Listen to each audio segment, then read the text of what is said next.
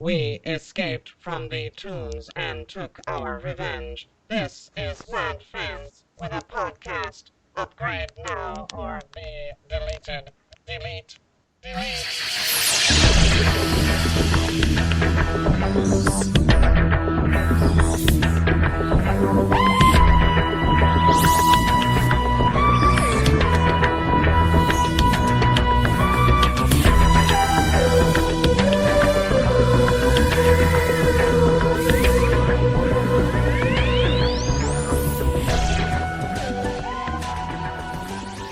Hello, this is Alexis. This is And Scott. this is James. Games. Yes, James. James. And Scott. There we go. And I'll edit that as part you out later. probably already heard from our intro, this is Mad Fans of the podcast. And today we are going to be talking about the name of the Doctor, the finale for Series 7, and also the introduction of John Hurt as the Doctor. Which is So- absolutely fantastic, by the way. Yes. I feel like he played, for those of you who aren't in the know, Ollivander in the Harry Potter movie. So I feel like this is just one big Harry Potter reunion. He was also the dragon in Because he had- Merlin.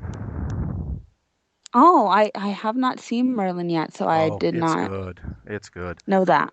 Yeah, I haven't seen Merlin yet myself either, so. I've heard It's good Russell things T. about it, though. Davies. Okay, so just to start off, what are we going to give this episode on a scale of 1 to 10? 11. Ooh, Still, another 11. I Still. I stick by what I gave it last week. I still give it 11. I'm I glad it fulfilled your expectations. You know, it did more than that. Actually, you know what? I take it back. I don't give it 11. I give it a 12. Now that John Hurt is supposed to be the new Doctor, out of 10, I give it a 12. I can count. This episode made me squeal like a little girl, and it was absolutely amazing. I don't know. I came into this episode so preset by what I had seen, and everything that I had seen from the episode happened in the first 5 minutes, and I was absolutely clueless as to what was going on, and I loved it. I loved being on the edge of my seat the whole time, and I had no idea John Hurt was going to be at the end of this episode. I had no idea John Hurt was being introduced in this episode. So now rumors have been confirmed that John Hurt is playing the Doctor, but has decided to play outside of the name Doctor, allegedly. So he is whatever the Doctor is, but without the title of the Doctor. Yes, so I'm going to give it a 10. I just love being on the edge of my seat because I felt like I haven't had an episode that made my heart pound like this for a while. And so that was a nice surprise because I was so creeped out and just on the edge of my seat. And I'm just glad I was home alone watching this because I flipped the first time I saw it. There's no other way to describe it. How about you, Scott? I loved the episode. I thought it was probably the best episode of Doctor Who in many years. I'm talking predating Davies taking over. I loved all the classic Doctor references. I loved the scenes that they used, and the new footage that they shot too. And I love the fact that they brought in John Hurt to play the alternate Doctor, and just out of 10, realistically I'd give it a 10 out of 10, but in my mind I give it a 234 out of 10. Oh, whoa! Oh, whoa! Listen up, Stephen Moffat. We just crossed borders now. Whoa! Yeah. Shocking. Okay, so what did we like about this episode? Is there anybody who wants to go first, class? I would love to. Please. Okay. The biggest thing I loved about this episode is that it was not rushed. I don't think it didn't feel rushed to me, and I loved all of the dialogue. There was a lot of great dialogue, and that is one thing that I will say Stephen Moffat is great at writing, is dialogue. Yes. Very true. And it wasn't very action heavy. It wasn't really very. I mean, it didn't have much action in it at all, besides the little bit with the Whispermen and Strax and Vastra. But I'm a fan of good story and good writing, and I love dialogue. So that's where it kind of hit with me. Yeah, that's why I was so surprised, because it wasn't as action heavy as I thought it was going to be, but it still, kept my heart racing like an action film, and that's the thing. was just That's amazing.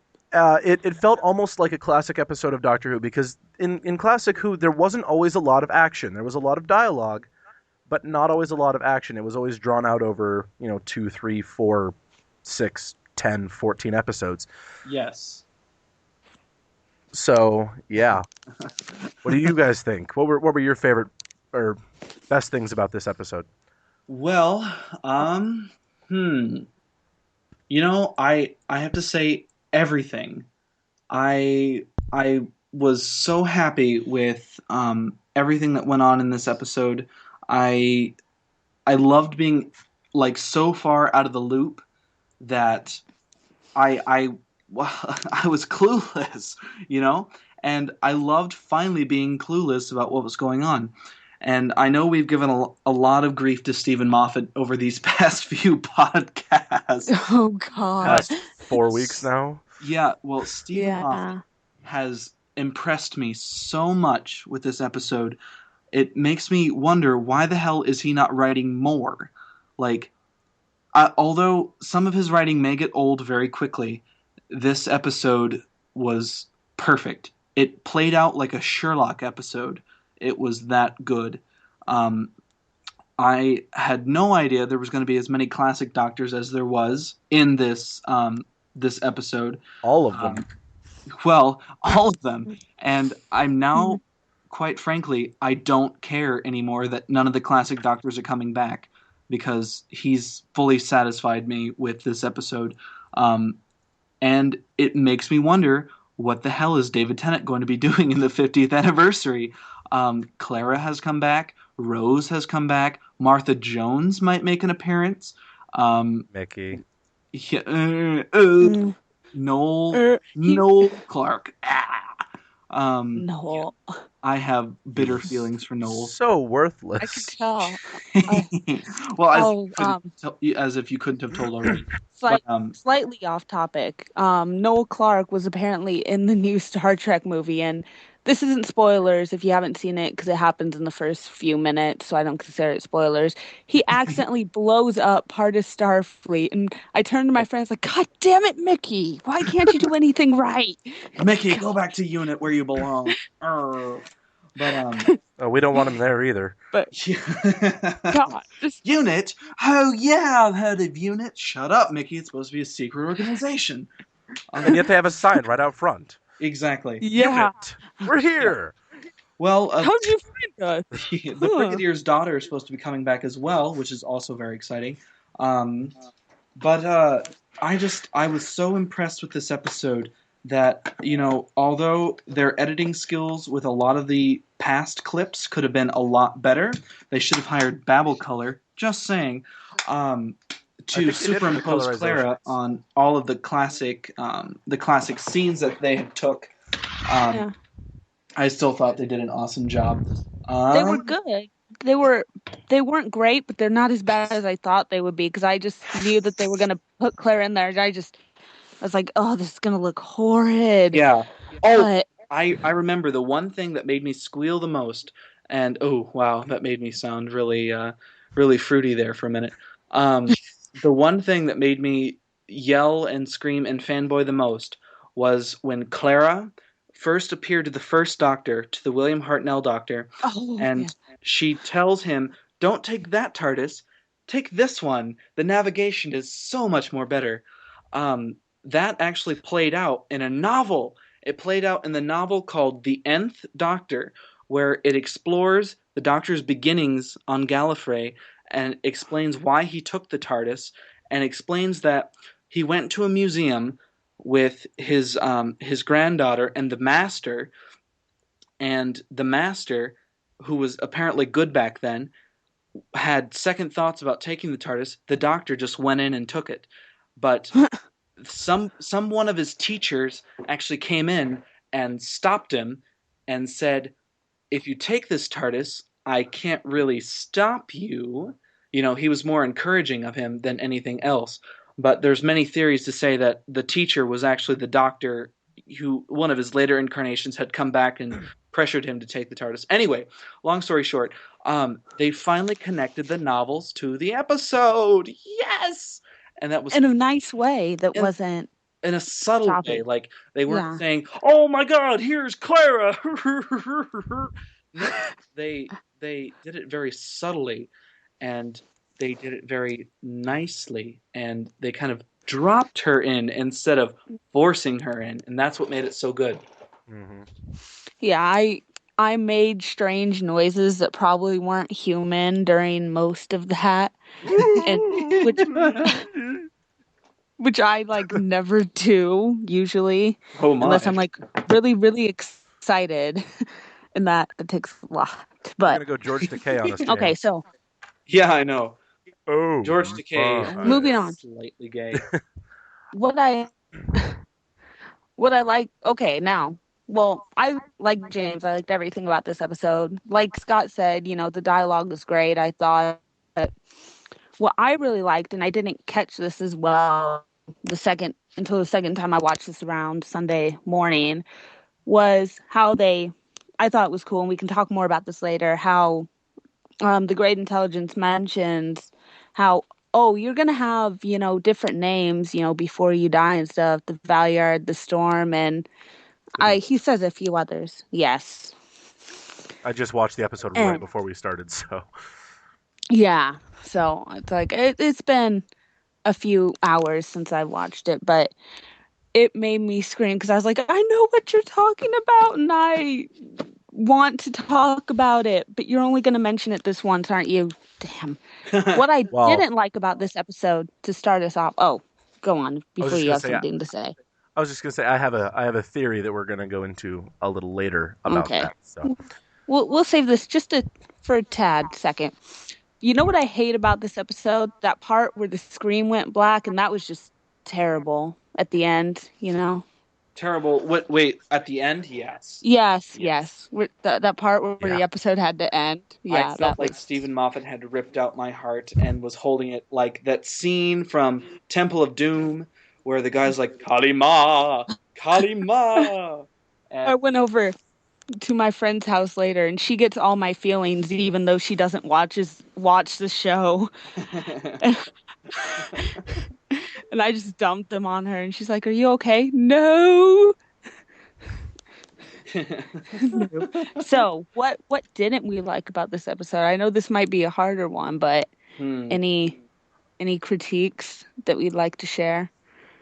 One thing on my end that I wasn't really impressed with, and that was the Whispermen. That's the only thing I wasn't really impressed with. Okay. I thought I wasn't impressed with them either. I thought that they were a cool thing and a cool concept, but I felt like they could have done more with them. Well, I'm going to have to disagree with you both, because I think the Whispermen, I was expecting so much more from them, but what they did with them, it served their purpose, and it was it was like Clara dropping Clara in everywhere. It was so subtle, and they achieved their purpose, and they didn't over exaggerate on anything. They made mention that the Whispermen were just minions, and that they weren't a significant part of the episode. The Great Intelligence was indeed the great enemy of the episode, not the Whispermen. The Whispermen were only minions. The one thing I didn't like about this episode, it's like telling me what child I adore most, and then telling me that I have to get rid of the other one. Oh God, I think the one thing I didn't like the most about this episode was, oh God, how the editing for Clara, her being in more higher definition than the rest of the episodes were. They Uh, tried. I mean, they did try, but I mean, it wasn't No, really I up to the par yeah, for me. the third Doctor scene worked really well. The rest of them, yeah, I can Yes. definitely know what you're I talking guess about. if you want me to get nitty picky about it, I don't like the fact that they made absolutely, well, hardly any mention to the Eighth Doctor at all.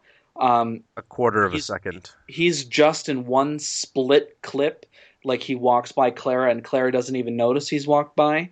I didn't even notice he was there until Scott just showed me like a few minutes ago. And I had Ryan show me, so Yeah, and Ryan's the one that noticed.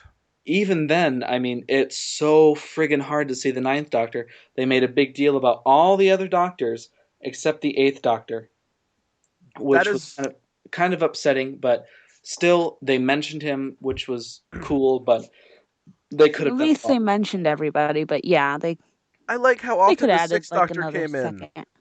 He was in there Yes, so much. the Sixth Doctor became an awesome influence on this episode, even if he wasn't that big of an influence.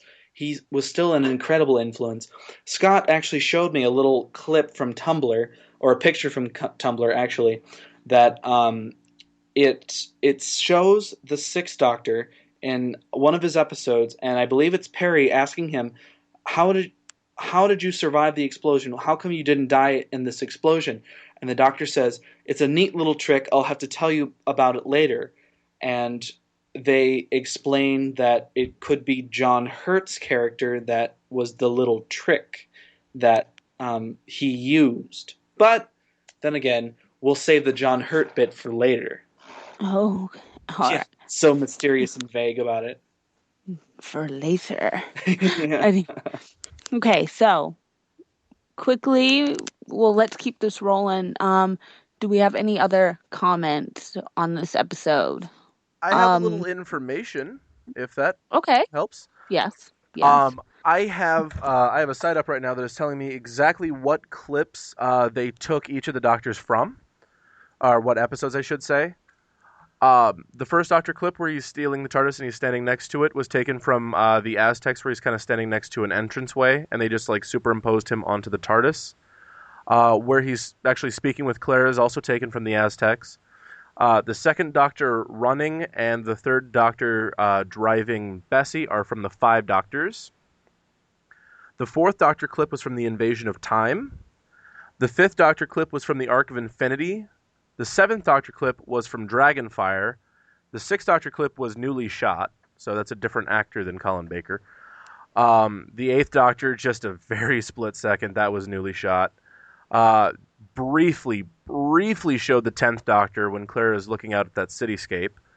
And Silence in the Library, Yeah, I think that was Oh supposed to be yeah, the library. Yeah, yeah, that Silence in the Library. was. which Um, full circles back to River Song. But anyway, continue.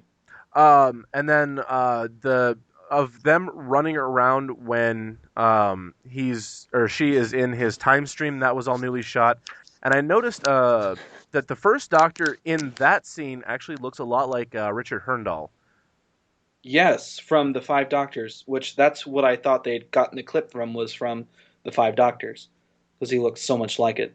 He does. Um, Also, oh God, well, the Eighth Doctor, obviously from the movie, which they should cite that on there, I that his I stuff don't is think from that was from the movie. I think that was a newly shot clip Yeah, of him walking by. that's what I'm thinking. Because well, I most mean, of it, like, actually, you know what? You're right, because the movie was mainly shot at night, and I remember that being all at night now. Yes, so newly shot clip. Don't mind me. I'm over here if you need me. And of course, the don't. John Hurt scene was newly shot and What? awesomely. Well, I was mentioning all the Doctors in the scene. I might as well mention John Hurt. So Fair enough. we should transition off to the big thing, the John Hurt thing. Yes. Yes. Okay. So, if you don't mind, I would like to interject this one thing before we begin, and it really upset me that all these young fans are saying this.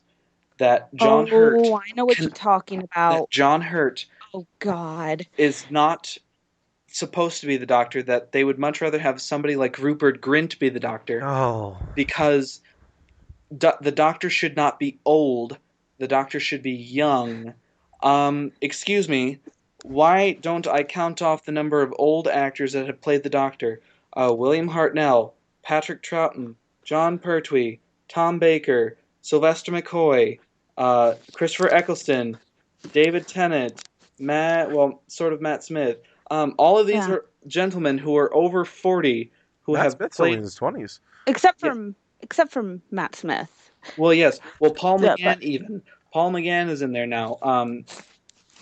Peter Davison was the first young Doctor to play, and after he left, they got another older man, Colin Baker, who wasn't really that old, but I mean, he was older He was than Peter older. Davison, Yeah. and he still is older than Peter Davison.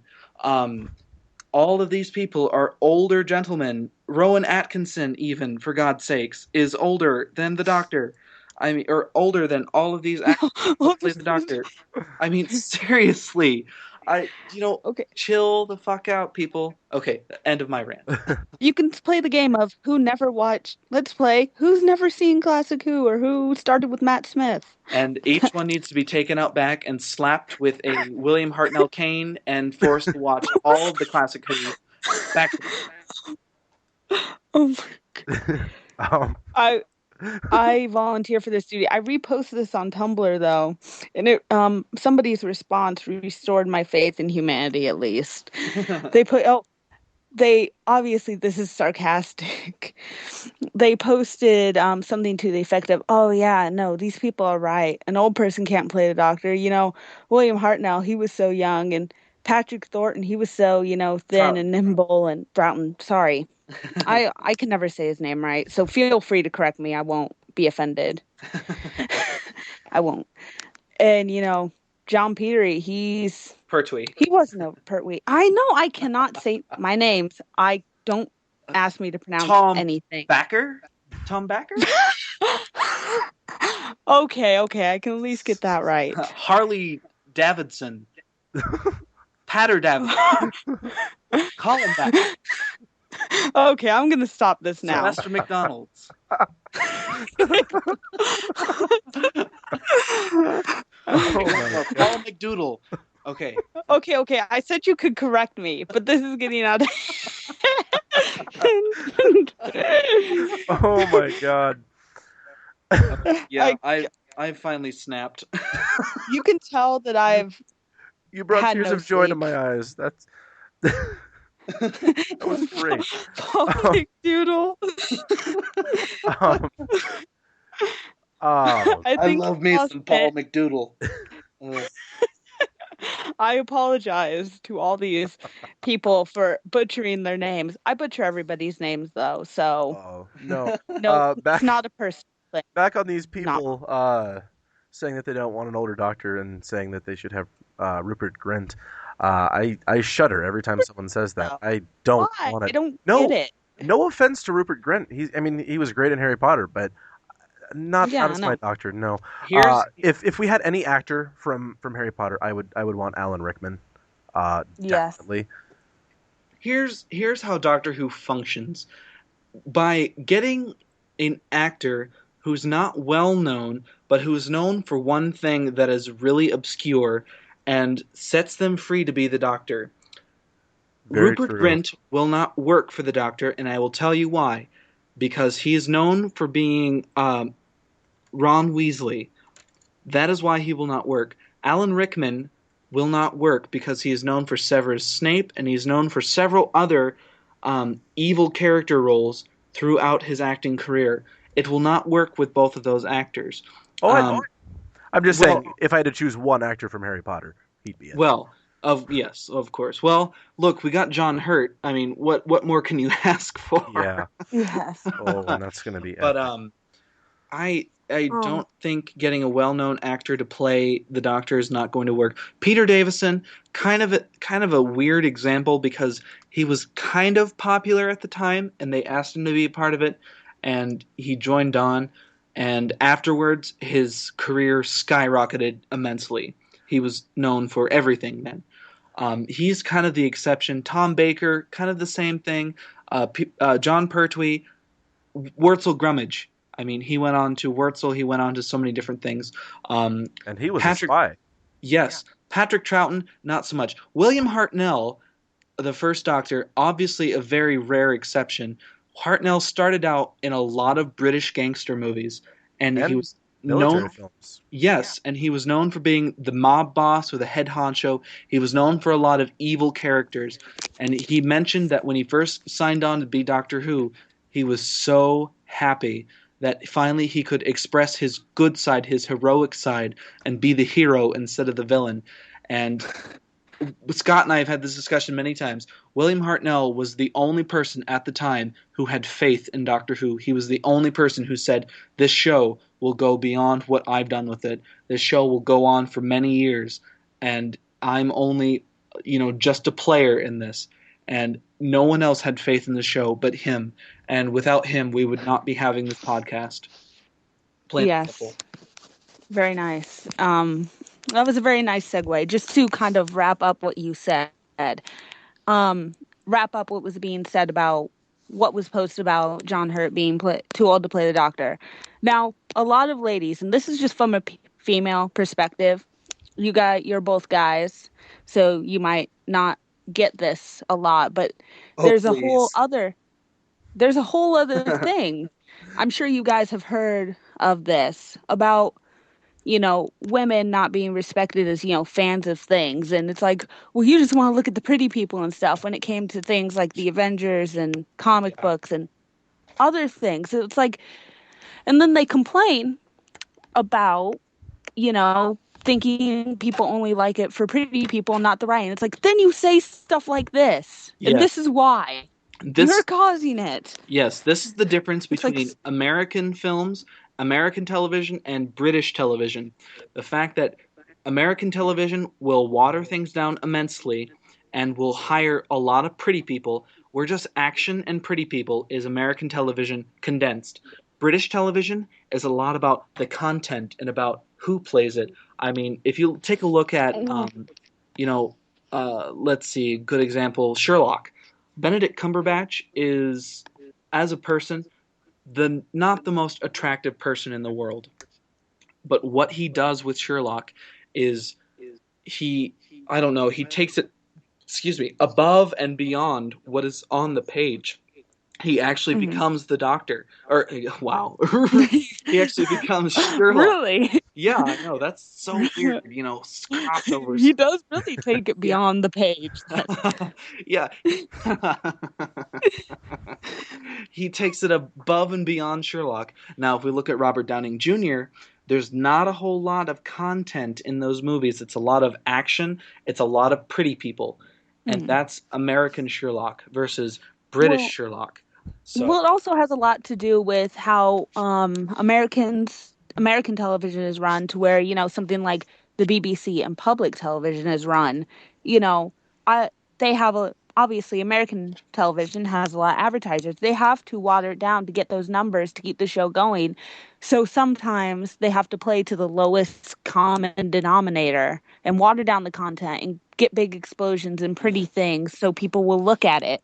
And as my friend Chris Edmonds always says, the Brits will do anything to take off their pants. So that is also another thing. Sorry, I tried to do my impression of Chris. It did not work out as well as I had thought. But moving on, because that got off into a really long tangent, which I feel like, oh gosh, but anyway. So moving on. So the Hurt Doctor, the Hurt Doctor instead of the Hurt Locker? Oh, I love that. I've snapped. Yeah. Okay. Welcome to Mad Fans with the podcast. Oh god. Okay, so the Hurt Doctor. So for Doctor Who, that's no. But so do we just want to go theory by theory? I think that would be the best way to do it. Sure, and I can start off with my theory, which a lot of people have been angry about. I know the people at TARDISBlue.net have been really raging about that the John Hurt Doctor is the Valyard, and Oh yeah, I saw them raging about that. they were really raging on it, which I believe is incredibly disrespectful to the fans. That praising a show that's all about acceptance and loving each other and loving the universe, and they're Because raging everybody's over. special. And exactly, and TARDIS Blue is trying to prove their theory to everyone else. Well, screw them. So looking at my own personal theory, I believe the John Hurt Doctor is the Valyard. For those of you who are not familiar with the classic years, the Valyard is an evil incarnation of the Doctor that happened between his 12th and final incarnation. And I know what you guys are thinking. Okay, so it's only on Doctor 11 right now, and John Hurt is supposed to be playing the quote-unquote ninth Doctor. Well, in Trial of a Time Lord, the Master did say that this person, the Valyard, formerly known as the Doctor, was a collection of all the evil that had festered inside of the Doctor and had personified itself, something to that extent. Anyway, because Stephen Moffat logic, that's my excuse now. Because Stephen Moffat logic, Because Moffat. because Moffat, anything is possible. And the Doctor mentioned, the 11th Doctor mentioned that this person, this John Hurt person, was the Doctor. He said that Clara had mentioned that this person he had not been seen to her in any of her visions at all. And the Doctor had said, the 11th Doctor said, this person was the Doctor, was him, but worked outside of the meaning of the name Doctor, worked outside of the whole Doctor theme. So he worked outside of what the Doctor was supposed to mean. And to me, that means this person has rejected the name Doctor and took up a different name, took up a different meaning, took up a different way to get along in his life and achieve his own goals for his own personal good. Although the Valyard, what we saw, the Michael Jason person, could have been a regeneration, quote unquote, of this evil character. We're not entirely sure of what John Hurt can be. I believe he is the Valyard, and I will stick next to that until I am proven guilty in the court of law. May I add on to that? Because that's a very similar theory to what I have. Basically everything that you said, and I think that he gets jealous because he doesn't get to continue on with his quote-unquote life. Just being kind of trapped there in the Time War. And I think that's one of the things that may drive him a little crazy and want to steal the Doctor's regenerations in Trial of a Time Lord. Yes. That's one of my theories. Another theory mostly does with the 50th anniversary. I noticed, actually this is completely unrelated from the John Hurt Doctor, so I'll save it for later. It's more of a 50th anniversary thing. But so I guess who wants to go next? I guess I will go because, I'm kind of bouncing back between this trifecta of theories. Well, the Valyard theory, like you have, like you guys have. The Time War Doctor theory, which I think is the most common one. So I'll just cover that real quick. For those of you who haven't been reading the spoilers as much as we have, this theory states that the John Hurt Doctor was a lost regeneration that happened sometime during the Time War, and he is the one who, quote unquote, pulled the trigger on Gallifrey. And then something happened. He regenerated into Eccleston's Doctor, and Eccleston's Doctor escaped. Which makes sense. It seems to make sense. Obviously, Eccleston had just very recently regenerated in the episode Rose. And so you had not seen his face. And obviously Moffat. So, just throwing that. And Moffat. Moffat. Everything's possible with Moffat. Exactly. If we look at John Hurt's costume, which I'll get back to you in a moment, Alexis. Sorry, I'm going to take this. No, you're fine. Again. I like you talking about John Hurt's costume because that's something else that needs to be brought up. If we look at John Hurt's costume, at least the costume from the 50th anniversary publicity shots, we see the faded leather jacket that Eccleston wore, but we also see the vest and the cravat that McGann wore. So there could be that slight crossover in there. However, the one thing that makes me think that it's not a McGann doctor, that it's not the doctor in between McGann and Eccleston, is the fact that McGann has changed costumes. McGann has a costume change from the Jesse James Western costume into more of a traditional transitionary costume, where he has a brand new leather jacket that looks exactly like Eccleston's, but less faded, less beat up, less worn, almost brand spanking new haircut, new hairstyle, new sonic screwdriver, a lighty uppy one that transitions beautifully into, I guess, what would be Eccleston's sonic screwdriver. So that is one thing that I have to question, is the validity of, is this a doctor in between McGann and Eccleston, because McGann has already changed costumes and he has ditched the Jesse James costume. So that is another question that I bring up in the validity of where John Hurt is to be placed in the Doctor's timeline. That is a good question. I mean, it could be one of those things that is either Moffat, if this is the correct theory, which who knows, Moffat either has some sort of weird timey-wimey explanation, or it's written off as not canon, so we're just gonna ignore it type of thing, which would be slightly obnoxious, I think, to most fans. Yeah, well, especially considering the BBC has accepted that costume, the Dark Eyes costume. But it may have also been just a one-off costume, because, I mean, the real-time outfit only lasted, like, 1 or 2 audios, so... But the real-time outfit has also been considered canon as well. Yeah, but I'm saying it might be like just a one-off thing. He just wore it a little bit and then went back. Who knows? With Moffat, anything's possible. Moffat! It's like an inspirational quote, but not. With Moffat, anything's possible. Just kidding. JK, kids. And go ahead, Alexis. Sorry. And also, another thing on the whole Time War Doctor theory, we, obviously, John Hurt has his whole little spiel at the end. It's like, what I did, I had to do to, keep peace and sanity. Oh, I know the entire quote by heart. It is by heart now. Let's shift. In what I did, I had no choice. I did it in the name of peace and sanity. And then the Doctor says, but you didn't do it in the name of the Doctor. At least I'm fairly close. That's not verbatim, but... Yeah, that's close. That's the gist of it. Yes. And so, if we may, briefly come back to my theory.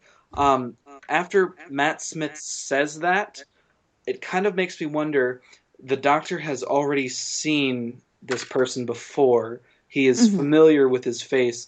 However, there's a lot of stipulation going on whether or not the Doctor can see see the past and the present and the future all at once, and he knows what his future regenerations look like, because that is one thing that has always confused me about this whole Doctor Who franchise, is in reunion episodes where they bring back multiple Doctors, how the hell do... how the hell does the second Doctor recognize the third Doctor? How the hell does the first Doctor recognize the second Doctor, the third Doctor, the fourth Doctor, or the fifth Doctor? How does he recognize himself if he hasn't seen it yet? Or is it like one of those internal vibrations, That's what I always think assume, it's a bit of some that, sort of But in the Three Doctors type of connection. In the Three Doctors, William Hartnell says, "Oh, these are my replacements, a dandy and a clown." Like, he's kind of shocked by how he looks. So, who knows? Just a reunion episode. I think it's just kind of it's always going to be odd writing it. When you're looking at odd writing like that, I mean, you have to be kind of careful about what you do because anything could be, anything could set off the fans and set us on a frenzy like we're doing now. Um, but I've always wondered about that. How do doctors recognize himself? I mean, how does the master always seem to recognize the doctor no matter what incarnation he's in? How does the doctor, always recognize, well, the doctor doesn't always recognize the master, but how do Time Lords recognize each other if they've not seen their new regenerations yet, or if they've not been physically present while the regeneration was happening? I mean, that's always been something that's always confused me. If any of our listeners out there have an explanation or a possible explanation, I would love to hear it. I mean, Yes, please I'm, I share. I'm, I think it's like a Time Lord like uh, psychic link or something like that. Because That's I kind mean, of what I've always I've seen kind there of was an felt there was like. an episode where they were on Gallifrey, and I think it was the Invasion of Time. And one Time Lord's talking to another, and he's like, "Oh, you just regenerated," and they go on like nothing ever happened. It's like yeah. they've got to know somehow. I think something about this in New Who somewhere during David Tennant David Tennant's reign was mentioned. He talks about, I would have to look this up, but somebody asked him, it's like, well, how do you know that like none of your people are out there? It's like I can feel it in my brain or something like that. So I've always, based off of that, kind of thought it was some sort of psychic link or feeling or energy that they got off Mm, certain people, kind of like reading an aura or That something similar to that. that does make sense. Also, I don't know if this is going to be spoken by any of you two, but I guess I'm going to be the first to do it. Um, if we look back at Matt Smith's, I guess season 6, just the end near the end of Amy, not near the end of Amy and Rory's, but near the end of the season, there is an episode called the God Complex, and Yes, I know what you're talking about yes, because I saw this. which But go on. the doctor, Amy, Rory, and a couple of other people all go into a hotel, and inside each of the rooms, there's a special room for everybody, and inside each of the rooms is their worst fear. We see all the other people's rooms except for the doctor's, number 11, the room 11, where he opens the door and we just see his face, and the doctor says, "Oh, I should have known it would have been you," and he closes the door. Um, there's a lot of people out there that believe that it is indeed the John Hurt doctor that is in the room looking back at him.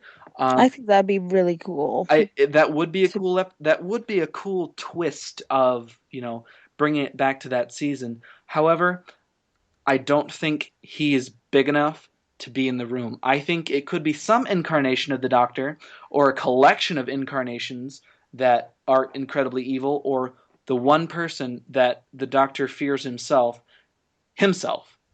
I think it could have been the Doctor staring right back at him, that his own yeah. worst enemy is indeed himself.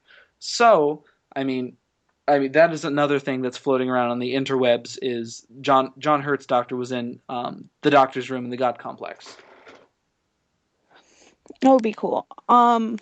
Okay, to continue on with theories, the other one that I saw, which I'm kind of unsure about, but I thought it was interesting, so I'll bring it up, is that he is a Doctor Zero or a prequel Doctor or a Doctor before even the Hartnell Um, regeneration, I which I did throw that around. I did at one point in time throw around the idea that that there could have been more regenerations before Hartnell's doctor, that Hartnell was the first doctor that we saw, kind of alluding to the theory, like, for example, I mean, we all recognize George Washington as the first president of the United States. Well, there were 14 other people ruling the colonies before George Washington took over.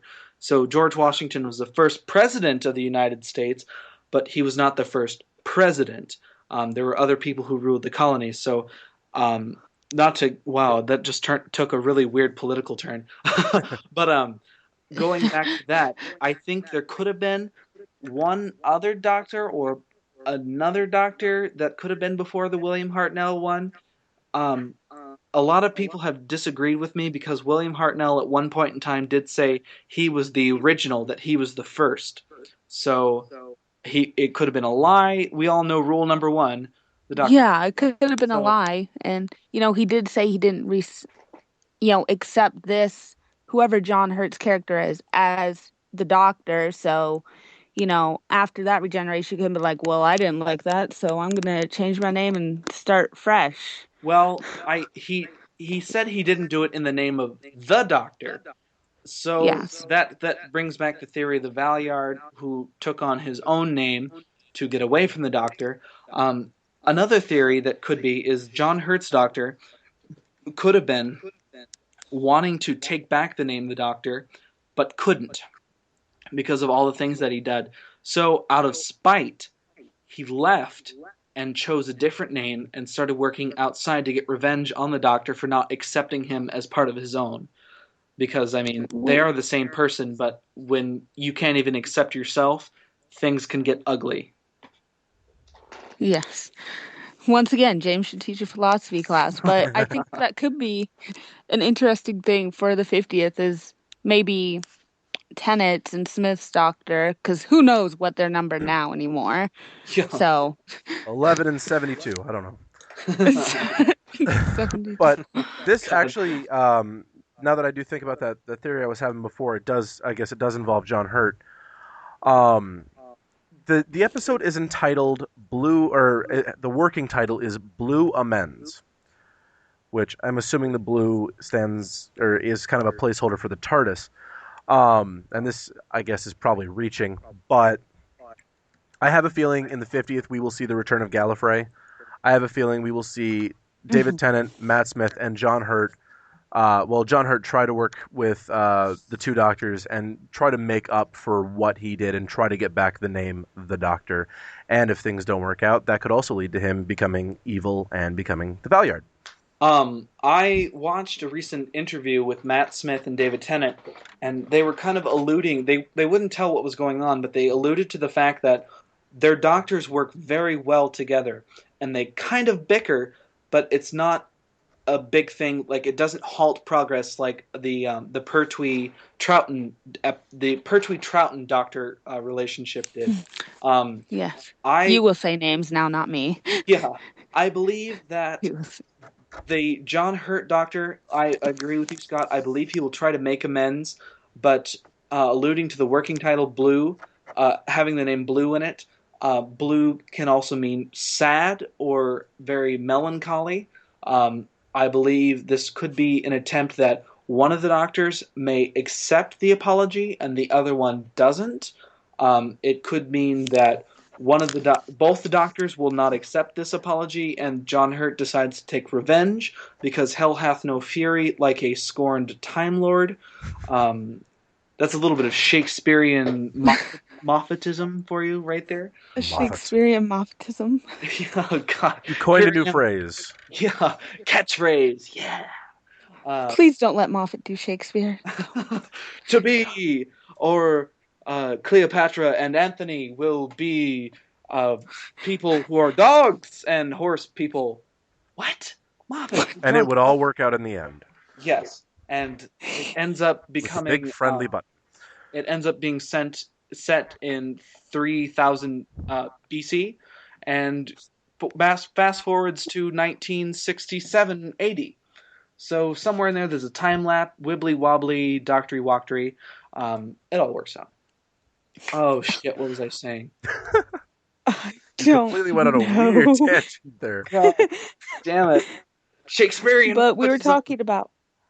Blue amends. We were talking about. Oh yes. Yeah. People making amends and apologies. John Hurt Doctor will be rejected by both the Tennant and Smith Doctor, and he will try to get revenge on them. So that is my theory. And I think that would be good. Regenerations.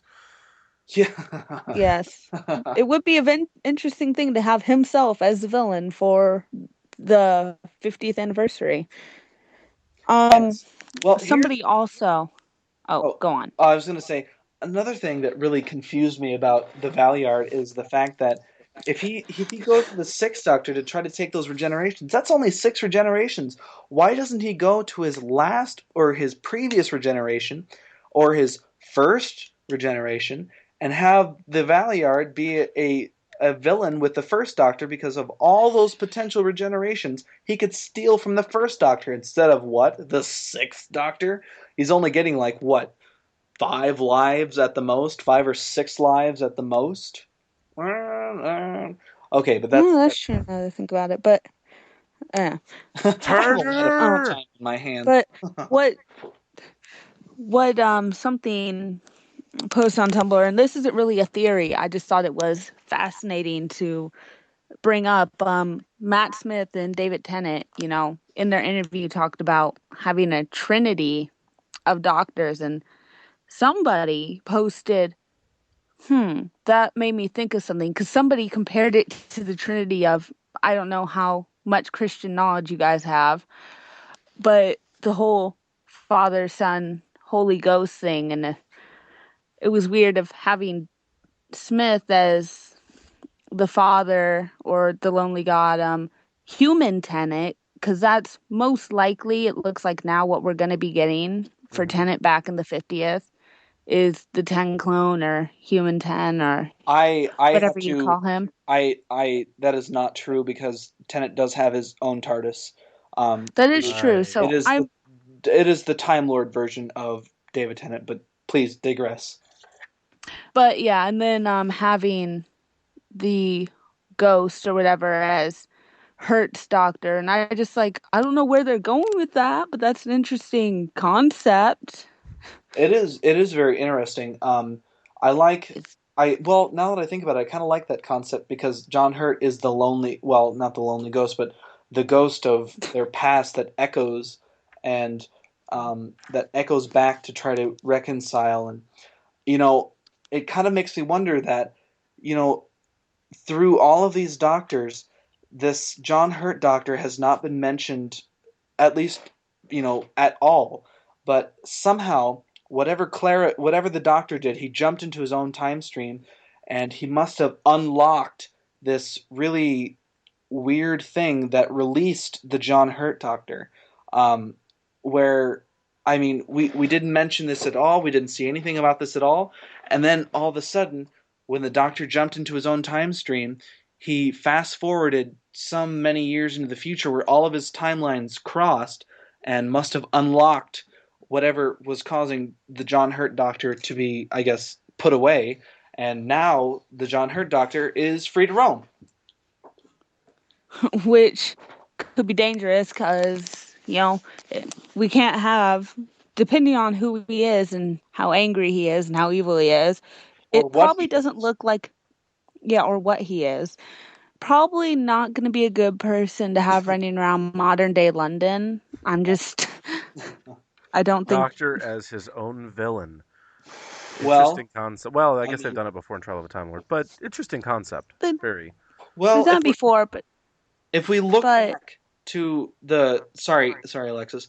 go ahead. If we look back to the 50th anniversary publicity photos, the Daleks are coming back, the Cybermen are coming back, the Zygons are coming back, the Squiddy Zygons. Also, there is one companion that we have not been mentioning that is an unknown to us, and we have no idea who she is or what role she plays. The publicity photos of some girl in Elizabethan garb. She's in an Elizabethan dress. Yes. She's been running around with David Tennant. We have not mentioned her for quite a while, and I'm kind of wondering if she has something to do with the John Hurt Doctor, but she keeps running around with David Tennant in the publicity photos, so I mean, she could be anything. I'm kind of wondering if she was the companion that wasn't mentioned. Anything is possible with Moffat. That would be fascinating to have a companion who was with the Doctor who kind of snapped, and then maybe her trying to get away from the crazy person. Having this companion be like the crazy ex-girlfriend where the Doctor just left her behind, and she's like, "No, I want more." Oh my God. Yeah. Well, that could be a very interesting concept. Yeah, I just forgot what I was gonna say. God, I it's a sieve tonight. Ugh. know I like where this is going though. I was kind of like worried about, oh gosh, what are they gonna do with this last few episodes and then the 50th, but I think this can go to some cool places at this point. And Uh, it's really upsetting that these last two episodes were the only two episodes in my mind that were worth watching this season. Yep. Uh, yes, and they were so good and it's like, they, oh God. why couldn't we have spread that quality, throughout, or had we could have had more quality in this I season. mean, And Or they could have split those two episodes into two story arcs, and maybe we would have you gone. know who I blame for this? I blame Scott because, Aw, well, what? you've been wanting, all these you've been mentioning all these two-part episodes all this podcast season, and finally we got a two-part episode. that we have to wait till November But we have for. to wait till November to get the Hey, other part. you know Oh, it'll be worth the Thanks. wait. You know I it'll be worth the blame wait. Hopefully. Moffat and Yeah, Scott. I was just consulting with Stephen Moffat. I'm like, you know what you should do? You should leave him on a huge cliffhanger until November. I have him Just to on, mess with us. I have him What on did speed he do to dial. you? I will call him. I will make you wait even longer. I will make you wait longer. Everybody else gets to see it before Scott. Oh yeah, I get the year and a month, or the 50-year and a month anniversary. Oh God. No, we'll just make you wait a day because that'll be enough torture, and we'll just talk about it I the had to whole do that time. with But we Name of the won't. Doctor. Don't know. Well, we'll post all over Facebook. Yeah, hey Alexis, did you just see those awesome stuff? Yeah, James, sure I did. Hey Scott, did you? Oh wait, no, you didn't. Oh, Oh Oh, God. we're that'll. terrible people. Oh, if I get to go to Chicago TARDIS, that'll be like the day before I leave. Oh, Well, I'm gonna be working that's that day, I'm always sure. awesome. Also, kind of a side note for this kind of stuff. I will be sharing our wonderful Mad Fans of the Podcast Facebook page. Like us if you haven't already. To the Facebook page of the beautiful and glorious Daphne Ashbrook, who is the Eighth Doctor's companion. Oh, I got lovely. I got a chance to meet her a couple of times, and she's an absolutely lovely lady. She loves her fans, and I think she doesn't get enough credit as being a Doctor Who companion. So, I believe She, she I definitely enjoyed You're her. right. She was awesome in the movie. although I mean Dr. Grace Holloway was kind of a pushover companion. I mean she changed. She's changed for the better because here's the thing that a lot of people don't really understand. When you are in a scientific position and you have a scientific job, like being a doctor, and and you're so used to what you know, this world of these rules and yada yada yada, and then you meet the doctor, and you see that time travel is possible. You visit the TARDIS, and you Yeah. see something can be bigger on the inside than it is on the outside, and you experience something that nothing else on this earth can experience. You have to reject everything you see. I mean, your mind is changed forever, and there is no going back. Um, Well, it's natural. Like, what I talked. Oh, go on. Oh, I was just gonna say, don't forget that she killed the Seventh Doctor. Well, yes, by accident, she killed the Seventh Doctor, but But she was in result the creator of the Eighth Doctor.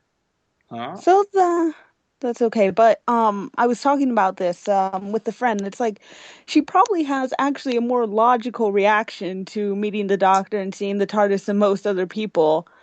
Being like, no, you're crazy. This is crazy. Let's go to the mental hospital. Well, Which is, she was the realistic American companion.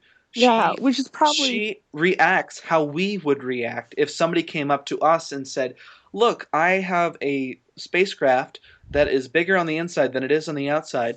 Plus, I'm 900 some odd years old, and do you want to come see me in my special snog box?" I would be like, well, maybe, but no. okay, well, besides James, I think a majority of people would be like, no, Yeah. I'm gonna, No, thank you. I'm going to go report you to the police because you must have broken out of an asylum somewhere. Yes. Yeah, it's But just I mean, she gets so much discouragement as being the companion for a movie that failed so terribly bad, and you oh know she deserves a lot more credit than what she gets. She's kind of she actually, I don't know if I said this in a podcast before. She was the first companion to start off the whole dying and being brought back to life thing. A lot of people said that that was Amy, that was Rose that did it, that was yeah. No, it was Dr. Grace Holloway that died and came back to life, and so was what's his name, Young G's. Oh God, Young the Je- it well, sounded like I you were mean gonna say Young Jesus The for a Asian minute. boy that she was also traveling with. Wasn't it Charlie? I want to say his name is No, Charlie. I don't know why. No, Charlie is the audio adventure no, companion. Mhm. no. Ah, He also had an Asian name, and I apologize for butchering darn. this, and I don't know his name off the top of my head, but I cannot tell you either. I but have to rewatch that I now that I I think about it. I guess after all this talk about the 50th anniversary and kind of to kind of refresh ourselves from beating a dead horse with this a little bit too much, our closing question to everybody would be who is the companion in your guys' mind that hasn't gotten enough credit, and why in your mind have they not gotten enough credit? Chameleon. Okay, moving on. No. Moving on. Okay. Would you like to expand on that? Give us No, a quick.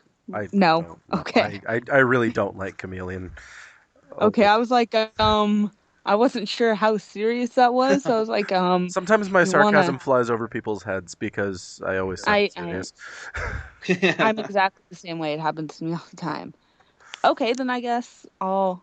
Is there something else you would like to say, or shall I move Well, on? I was just gonna say. I mean, my personal companion would be Dr. Grace Holloway, and yeah. So what about you, Alexis or Scott, whoever would I'm like to go? I'm gonna say, because I have words that I want to say, I'm gonna say Martha Jones because no, I have even more reasons than I did when we talked about this the first time. I will gladly I was accept and deny everything you say. okay.